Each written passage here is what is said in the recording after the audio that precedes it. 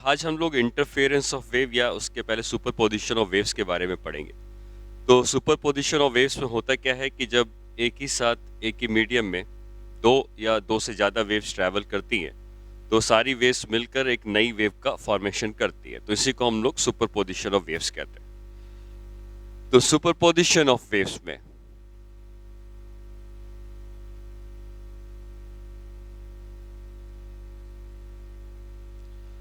हम ये लिख सकते हैं कि व्हेन टू और more waves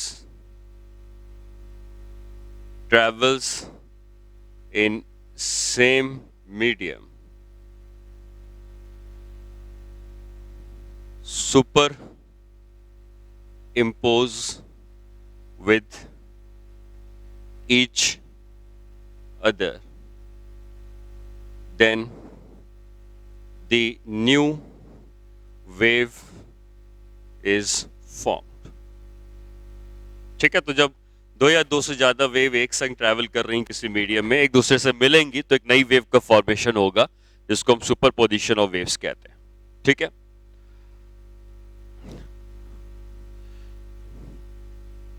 presence of other waves will not change the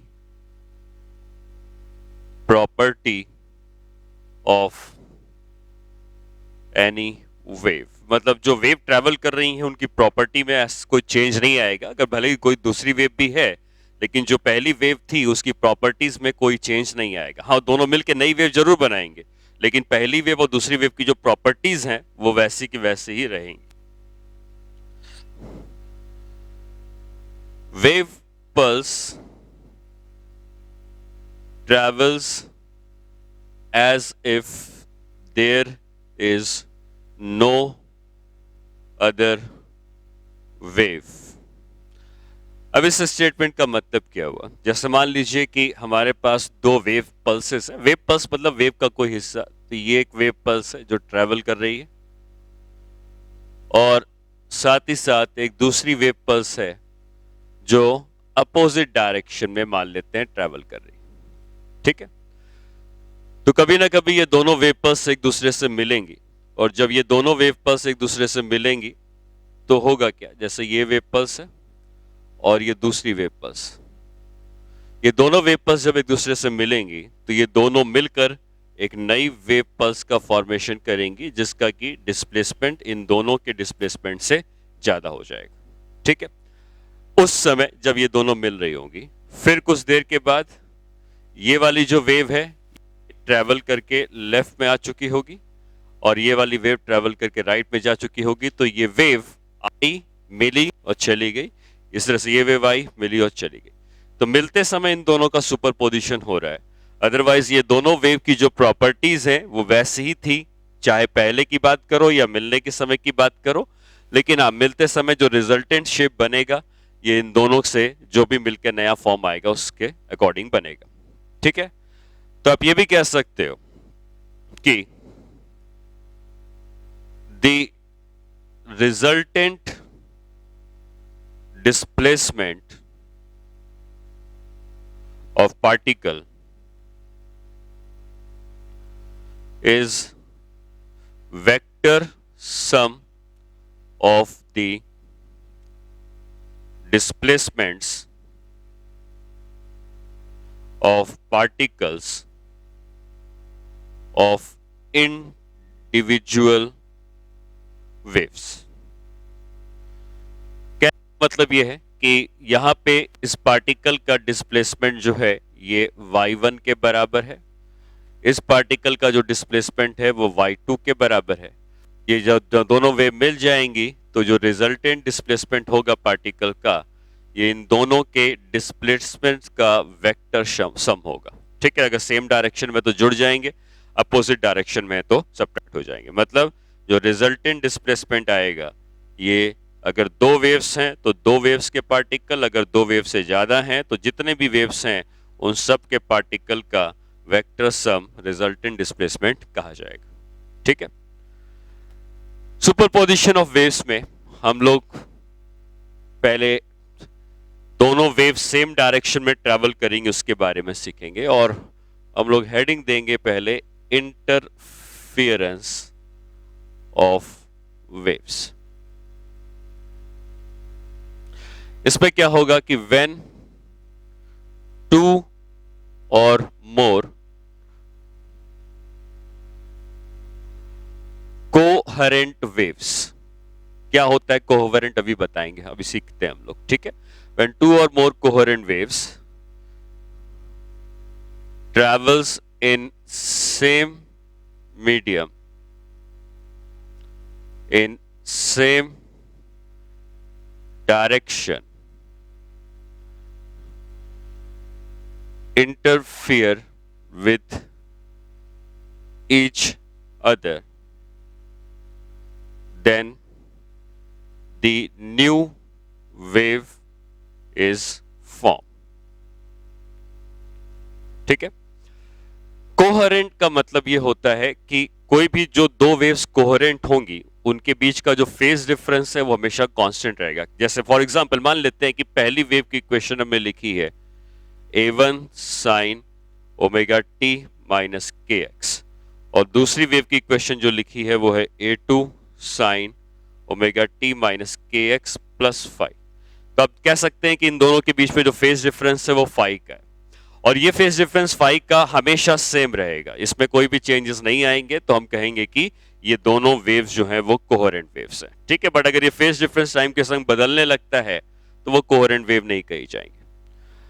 अच्छा, फिर इस इंटरफेरेंस ऑफ वेव्स में जब दो वेव या दो से ज्यादा वेव ट्रैवल कर रही हैं एक साथ और सबने एक दूसरे से टकराई और एक नई वेव का फॉर्मेशन हुआ, तो यहां पर क्या होगा कि जो वेव्स ट्रैवल कर रही होंगी उनकी खुद की कुछ इंटेंसिटी होगी, और जब ये दोनों वेव मिलेंगी तो हर पॉइंट की इंटेंसिटी इन दोनों से मिलकर बदल के कुछ नई इंटेंसिटी आएगी।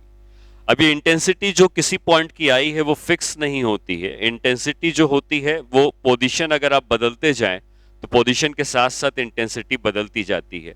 तो हम यहां पे ये कह सकते हैं कि द रिजल्टेंट इंटेंसिटी, ये तो समझाने के लिए था, of wave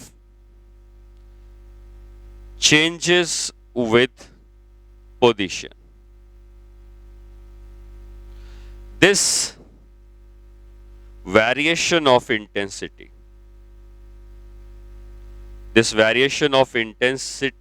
with position is called interference of waves। ठीक है, तो जो इंटेंसिटी का वेरिएशन होता है पोजीशन के साथ, उससे जो भी हमको मिलता है उसको हम इंटरफेरेंस ऑफ वेव्स कहते हैं, ठीक है। अब इस इंटरफेरेंस ऑफ वेव्स में हम लोग दो वेव्स लेंगे, और ये बात ध्यान रखनी है कि दो वेव मिलके नई वेव तब बनाएंगी जब दोनों ही वेव के पास सेम ओमेगा होना चाहिए, मतलब सेम एंगुलर फ्रीक्वेंसी होनी चाहिए या सेम फ्रीक्वेंसी होनी चाहिए, सेम के होना चाहिए। के वेवलेंथ से आता है, के 2 पाई बाय लैम्डा होता है, मतलब सेम वेवलेंथ होनी चाहिए, और ओमेगा और के सेम है तो वेव की स्पीड का पता है फॉर्मूला ओमेगा बाई के, तो दोनों वेव सेम स्पीड से भी ट्रैवल कर रही होगी। तो जो भी दो वेव का इंटरफेरेंस हम लोग सीख रहे हैं, जैसे पहली वेव है a1 sine omega t minus k x, और दूसरी वेव है a2 sine omega t minus k x plus five, ये दोनों वेव के पास सेम फ्रीक्वेंसी है, सेम वेवलेंथ है, सेम स्पीड है। बस डिफरेंस कहां पर आता है, इन दोनों के एम्पलीट्यूड्स अलग अलग हैं और इनके बीच में कुछ फेज का डिफरेंस है। जब ये दोनों वेव आपस में मिलती हैं तो जैसे एक वेव ये ट्रैवल कर रही है, ठीक है, और दूसरी वेव इसी मीडियम में इस तरीके से ट्रैवल कर रही है।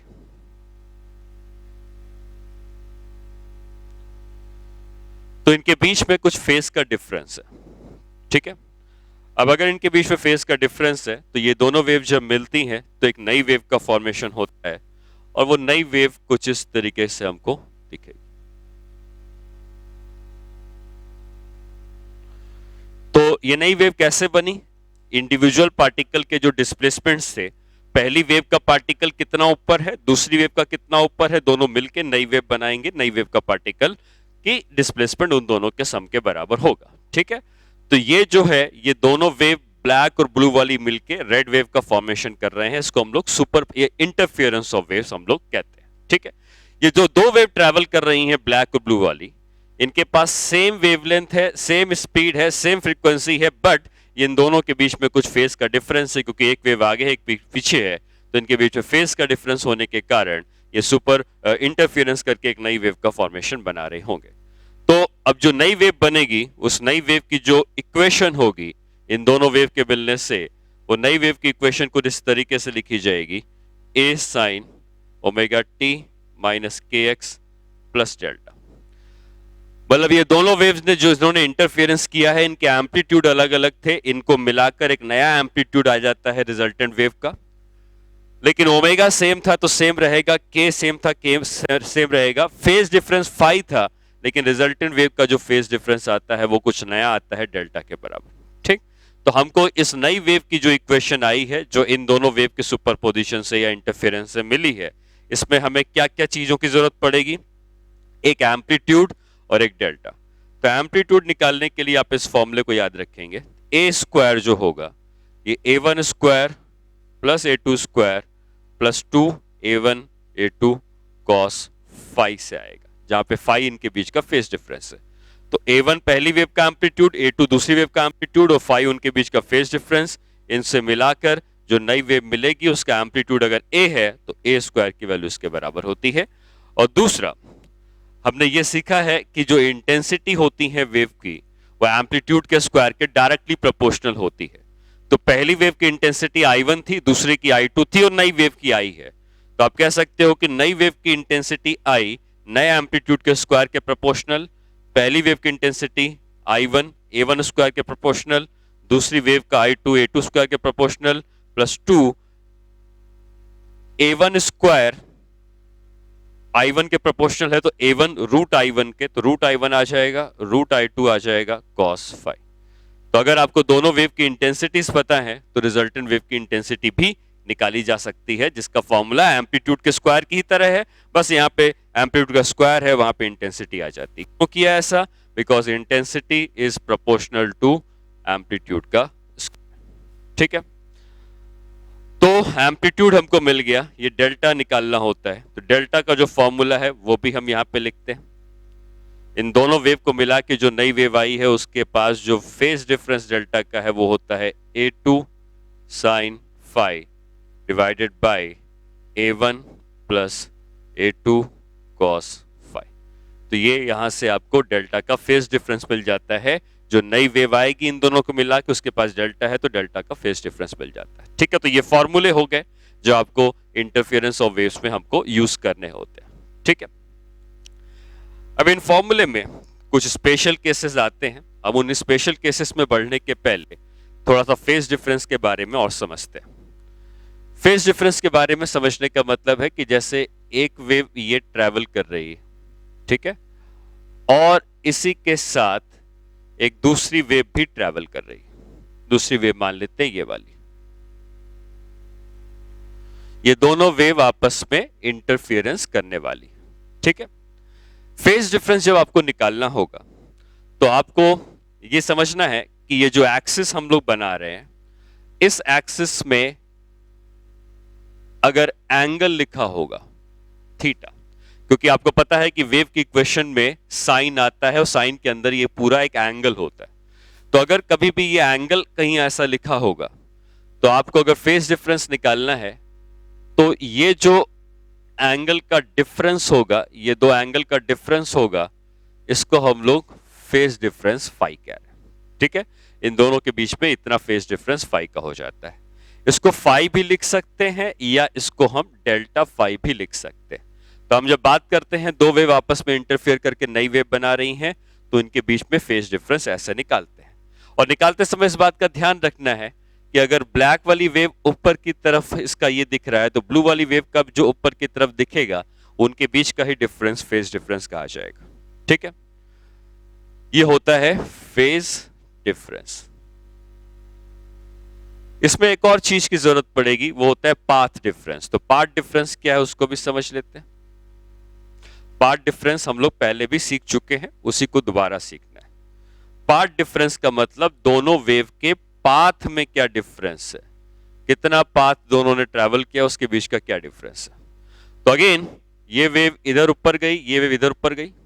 अगर ये जो एक्सिस दिख रही है, इस एक्सिस में हम लोग x लिखते हैं, ठीक है। x लिखते हैं मतलब हम डिस्टेंस लिख रहे हैं, ठीक है। और अगर डिस्टेंस लिख रहे हैं तो ये दोनों वेव के बीच में ये जो दूरी आती है, ये हम लोग कहते हैं पाथ डिफरेंस। इसको कहा जाएगा पाथ डिफरेंस। तो हम किसी भी दो वेव के बीच में पाथ डिफरेंस भी लिख सकते हैं और फेज डिफरेंस भी लिख सकते हैं। और जो एम्पलीट्यूड और इंटेंसिटी का फॉर्मूला हमने सीखा निकालने का, उसमें फेज डिफरेंस आता है। लेकिन अगर कहीं आपको क्वेश्चन में पाथ डिफरेंस दिया होगा तो उसकी मदद से भी फेज डिफरेंस निकाल सकते हैं। कैसे? अगर ये वाली वेव और ये वाली वेव के बीच में फेज डिफरेंस 2 पाई का हो जाए, 2 पाई होने का मतलब जैसे ये एक वेव हो गई और हम लोगों ने दूसरी, ये हो गई पहली वेव, ठीक है, और ये हो गई दूसरी वेव। यहां पे हमने दूसरी वेव बना दी। तो अगर हम एंगल की बात करेंगे तो ये साइन का ग्राफ है, तो साइन के ग्राफ में ये एंगल 2 पाई का होगा, ये एंगल 0 का होगा। तो इनके बीच में अगर मैं फेज डिफरेंस पूछूंगा तो आप कहोगे फेज डिफरेंस 2 पाई का है। वही अगर हम दूरी की बात करें तो ये जो डिस्टेंस हमको दिखता है, ये एक वेव लेंथ के बराबर है, ये एक वेव लेंथ के बराबर है। तो हम जब पाथ डिफरेंस कहेंगे तो कहेंगे लैम्डा का है, और फेज डिफरेंस कहेंगे तो कहेंगे 2 पाई का है। इसका मतलब जब फेज डिफरेंस 2 पाई का होता है तो पाथ डिफरेंस लैम्डा का होता है। तो ये रिलेशन आप हमेशा यूज कर सकते हैं कि फेज का डिफरेंस और पाथ डिफरेंस का जो रेशियो होता है, ये हमेशा 2 पाई बाय लैम्डा के इक्वल होगा, ठीक है। तो अगर आपको फेज डिफरेंस पता है तो पाथ डिफरेंस आ जाएगा, पाथ डिफरेंस पता है तो फेज डिफरेंस आ जाएगा। जब भी फेज डिफरेंस या पाथ डिफरेंस निकालना है, अगर एक वेव ऊपर गई है, दूसरी वेव भी ऊपर जा गई है, यहां से जो डिफरेंस आएगा यही फेज डिफरेंस या पाथ डिफरेंस कहा जाएगा, ठीक है। अब यहां पर अगर हम बात कर रहे थे तो ये दो वेव्स हमको दिख रही थी। इन दोनों वेव्स के बीच में जो ब्लैक और ब्लू वेव आपस में इंटरफियर करी हैं, इनके बीच में फेज डिफरेंस आप देख सकते हैं फाई का है। तो ये जो आपको डिफरेंस दिख रहा है इनके बीच में, ये फेज डिफरेंस फाई का था। और इन दोनों वेव ने जब इंटरफियर किया तो एक नई वेव रेड वाली बनाई। और रेड वाली जो वेव बनी है, इस वेव की इक्वेशन अगर हमने ये लिखी है, इसका मतलब कि जो पहली वेव है ब्लैक वाली और जो आखिरी वेव है रेड वाली, इनके बीच का फेज डिफरेंस कितना है? Omega t minus k x, omega t minus k x plus delta. तो इनके बीच का फेज डिफरेंस डेल्टा का है। इसका मतलब आपको ये जो ब्लैक वेव और ब्लू वेव दिख रही है यहाँ पे, ये जो डिफरेंस आप निकालोगे एंगल का, ये वाला डिफरेंस, ये डिफरेंस डेल्टा के बराबर, ठीक है। तो ब्लैक और ब्लू वेव ने आपस में इंटरफियर किया, जिनके बीच में फेज डिफरेंस फाई का था, जिससे नई वेव रेड वाली वेव का फॉर्मेशन हुआ। और रेड वाली वेव और ब्लैक वाली वेव के बीच में फेज डिफरेंस डेल्टा का है, क्योंकि ब्लैक वाली वेव ये वाली है, ठीक है।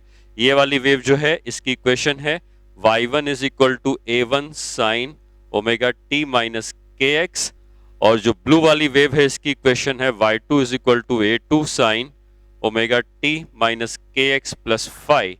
और इन दोनों वेव के मिलने से जो रेड वेव बनी है, इस रेड वेव की इक्वेशन ही यहाँ पे लिखी हुई है a sign omega t minus k x plus delta, ठीक। तो रेड वेव और ब्लैक वेव, इन दोनों के बीच में देख सकते हो डेल्टा का फेज डिफरेंस है, तो ये डेल्टा हो जाएगा। और इसके बीच में फाई का फेज डिफरेंस है, तो ये डिफरेंस फाई का हो जाएगा, ठीक है। अब इंटरफेरेंस ऑफ वेव्स में, ठीक है, हमने ये सीखा कि दो वेव इंटरफेयर करके नई वेव बना रही हैं, उसका एम्पलीट्यूड और इंटेंसिटी हम इस तरीके से निकाल सकते हैं, ठीक है। बट इसमें दो स्पेशल केसेस होते हैं, उन दो स्पेशल केसेस को हम लोग पढ़ते हैं। पहला केस होता है कंस्ट्रक्टिव इंटरफेरेंस।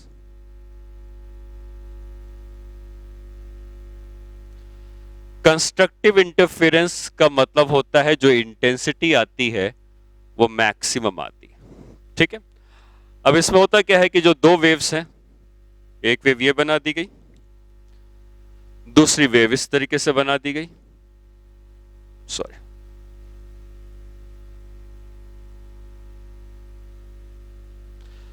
ये पहली वेव थी,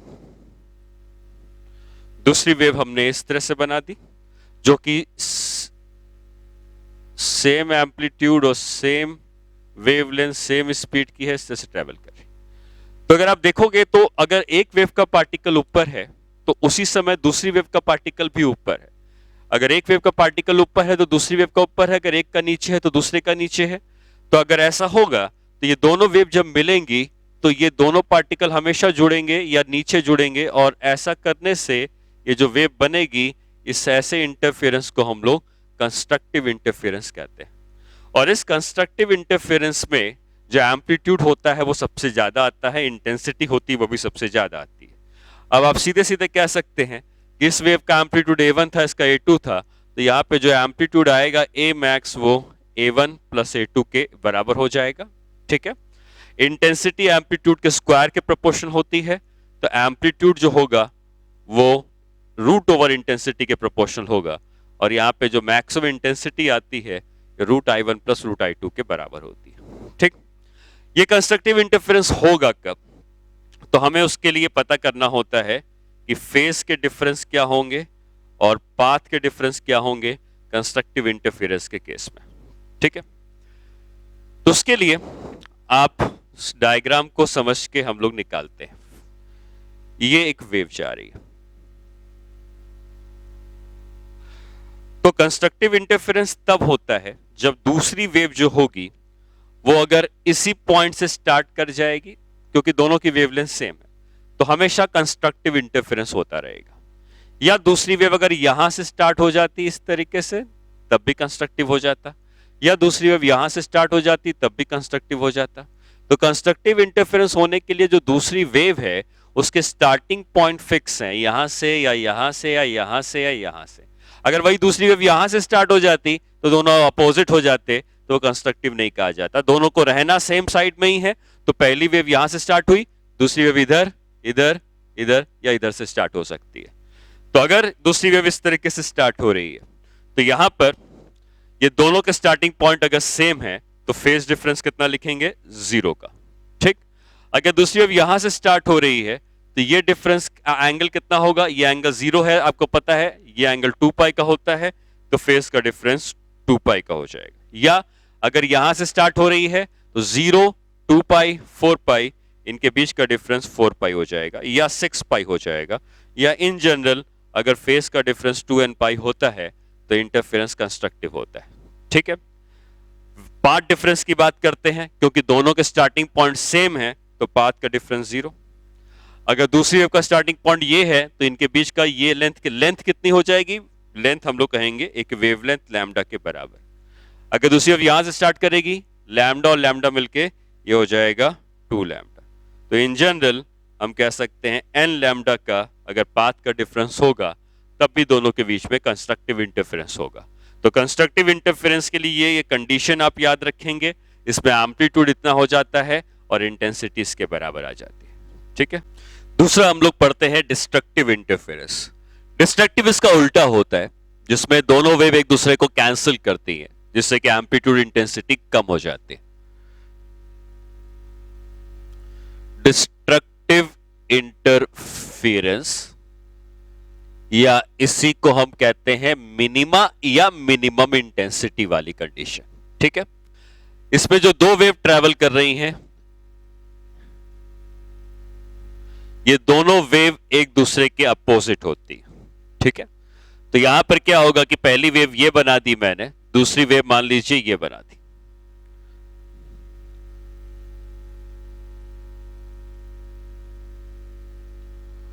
तो आप देख सकते हैं कि ये दोनों वेव के पार्टिकल हमेशा एक दूसरे के अपोजिट डायरेक्शन में है। अगर एक वेव का पार्टिकल ऊपर है तो दूसरी वेव का पार्टिकल नीचे। ठीक है, और जब ये दोनों वेव मिलेंगी तो पार्टिकल एक दूसरे को कैंसिल करेंगे और रिजल्टेंट वेव इस तरीके से बनाई जा सकती। ठीक है, तो डिस्ट्रक्टिव इंटरफेरेंस में वेव एक दूसरे के अपोजिट डायरेक्शंस में होती हैं और उनसे मिलकर जो इंटेंसिटी आती है या एम्पलीट्यूड आता है वो मिनिमम आता है। तो जो एम्पलीट्यूड आएगा वो मिनिमम आएगा, और ये पहली और दूसरी वेव के एम्पलीट्यूड के डिफरेंस का मॉडुलस होगा, क्योंकि हम हमेशा उसकी पॉजिटिव वैल्यू लिखेंगे। उसी तरीके से जो इंटेंसिटी आएगी वो भी मिनिमम आएगी, और ये भी √I1 और √I2 का डिफरेंस होगा विथ मॉडुलस। ठीक है, बाकी हमको ये सीखना है कि कंडीशन क्या होगी डिस्ट्रक्टिव इंटरफेरेंस की, और डिस्ट्रक्टिव इंटरफेरेंस की कंडीशन में अगेन हम यहाँ पे दो वेव बनाते हैं। एक वेव ये बन गई, और जो दूसरी वेव है ये कहां से स्टार्ट हो। अगर दूसरी वेव यहीं से स्टार्ट हो जाती तो दोनों एक ही तरफ होते तो कंस्ट्रक्टिव हो जाता। दूसरी वेव को यहां से स्टार्ट अगर मिल जाए, तो यहां से स्टार्ट अगर मिल जाएगा तो ये दोनों अपोजिट होंगे, तो डिस्ट्रक्टिव इंटरफेरेंस हो जाएगा। और अगर दूसरी वेव यहां से स्टार्ट करती है तो ये फेस का जो डिफरेंस है ये एंगल 0 होता है, ये पाई होता है, तो फेस का डिफरेंस यहाँ पे पाई। ठीक है, वही अगर हम पाथ डिफरेंस की बात करते हैं तो ये पूरा वेवलेंथ लैम्डा होता है, तो आधी वेवलेंथ λ/2 होगी, ये λ/2 हो जाएगा। ठीक, और पॉसिबिलिटी ये है कि दूसरी वेव फिर यहां से स्टार्ट करे, हमेशा अपोजिट डायरेक्शन से स्टार्ट करना है, या यहां से स्टार्ट करे, हमेशा अपोजिट डायरेक्शन होना चाहिए, तभी डिस्ट्रक्टिव होगा। तो अगर दूसरी वेव यहां से स्टार्ट करती तो ये है 0 पाई 2 पाई 3 पाई, ये 3 पाई है, 4 पाई 5 पाई, ये 5 पाई है। मतलब जो पाथ का डिफरेंस होगा वो पाई होना चाहिए, 3 पाई होना चाहिए, 5 पाई होना चाहिए, या कोई भी ऑड पाई होना चाहिए। तो मैंने लिख दिया 2n-1 पाई। ठीक है, और जो पाथ का डिफरेंस है वो λ/2 या λ/2 λ/2 मिला के टोटल 3 λ/2, या 1 2 3 4 5 5 λ/2, मतलब पाथ का डिफरेंस λ/2, 3 λ/2, 5 λ/2, ये सारे होने चाहिए, या हम लिख सकते हैं 2n-1 λ/2। तो ये दो स्पेशल केसेस हैं इंटरफेरेंस के, जहां पे हम मैक्सिमम मिनिमम इंटेंसिटीज की बात करते हैं। मैक्सिमम तब जब कंस्ट्रक्टिव इंटरफेरेंस होता है, मिनिमम जब तब डिस्ट्रक्टिव इंटरफेरेंस होता है। कंस्ट्रक्टिव में इंटेंसिटी मैक्सिमम आती है, एम्पलीट्यूड भी मैक्सिमम आता है, डिस्ट्रक्टिव में यही दोनों चीजें जो होती हैं वो मिनिमम हो जाती है।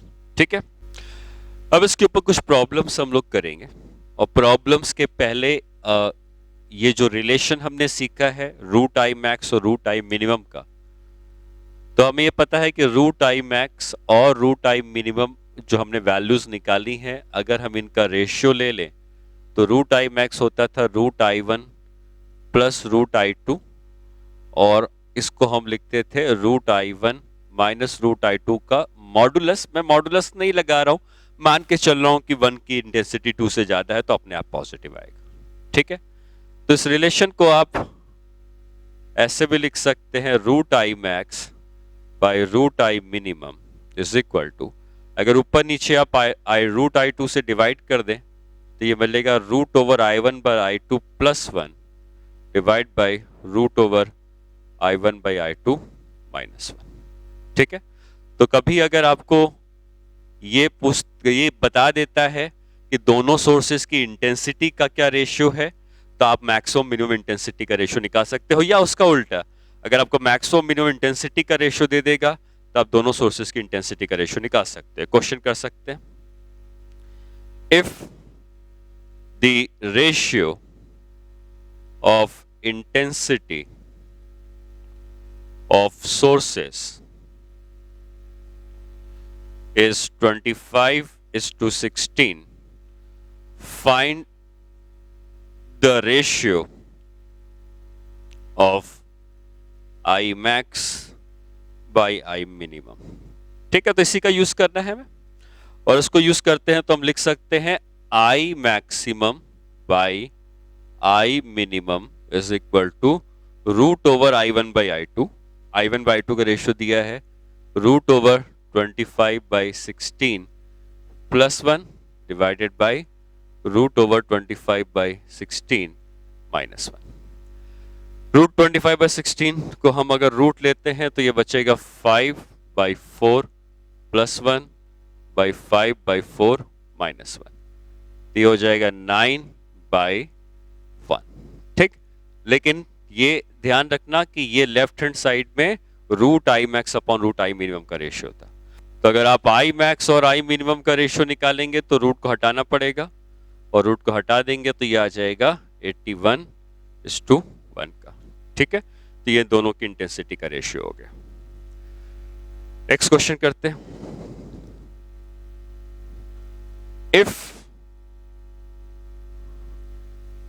intensity of two sources are I naught and 9 I naught, then find the phase difference if the resultant intensity is 7 I naught। ठीक है, दो सोर्सेस हैं, इनकी इंटेंसिटी I naught और 9 I naught की है। जब ये मिलेंगे और रिजल्टेंट इंटेंसिटी 7 I naught की बनाएंगे तो हमें दोनों के बीच का फेज डिफरेंस पूछा गया है। तो हमें इंटेंसिटी का फॉर्मूला पता है कि I is equal to I1 plus I2 plus 2 root I1 root I2 cos phi। ये 5 फेज डिफरेंस पूछा गया। तो यहां पे हम लिख सकते हैं the intensity of I not और 9 आई नॉट। रिजल्टेंट कितना आया है 7 आई नॉट, पहले का कितना था आई नॉट, दूसरे कितना है 9 I naught plus 9 I naught plus 2 times of root over I naught root over 9 I naught cos five. ठीक है, हमने फॉर्मूले में दोनों की वैल्यूज पुट कर दी, अब सॉल्व करना है बाकी है। तो ये हो गया 7 I naught is equal to 10 I naught plus root I naught तो आई नॉट ही हो जाएगा, 9 का रूट 3 है और 3 और 2 मिलके 6 हो जाएगा cos 5। ये 5 हमको निकालना है, ये 7 है और ये 10 है, तो इधर आ जाएगा तो ये बचेगा minus 3 I naught is equal to 6 I naught cos 5। इसका मतलब cos 5 की वैल्यू हो जाएगी -1/2 और फाई होना चाहिए 120 डिग्री, क्योंकि जब फेज डिफरेंस 120 डिग्री होगा फाई तभी cos थीटा -1/2 होता है। ठीक है, तो इस तरीके से हमने फेज डिफरेंस निकाला।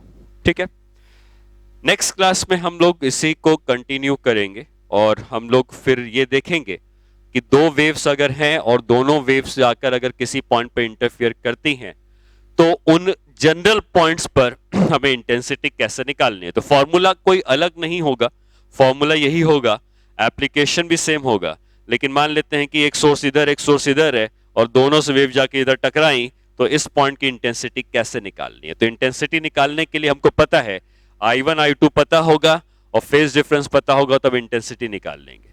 लेकिन ये फेज डिफरेंस कैसे निकाला जाएगा किसी भी पॉइंट का, जिसको हम लोग नेक्स्ट क्लास में सीखते हैं।